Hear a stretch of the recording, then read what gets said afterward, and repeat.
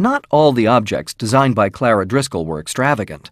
She called these Inkwells cheap novelties, but they too were relatively expensive and were aimed at the luxury market. Last week I took down the first one of my cheap novelties for this year, all ready to go to the factory.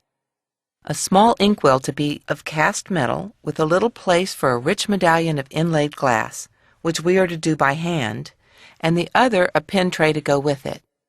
The cost, counting in the metalwork, will enable them to sell for $10 apiece.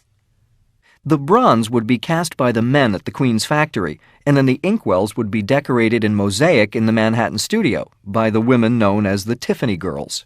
Mosaic kept them employed, especially when there weren't large commissions coming along. So there would never be idle time because they worked by the hour, and if there wasn't a job, then they would be sent home. The glass used for the mosaic was also made in the Queen's factory to Tiffany's specifications. It's got his wonderful range of colors, deep, deep saturated colors.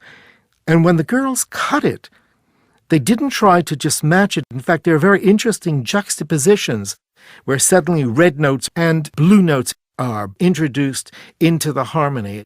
It's really almost Whistlerian in its brilliance, its shock, and pleasure.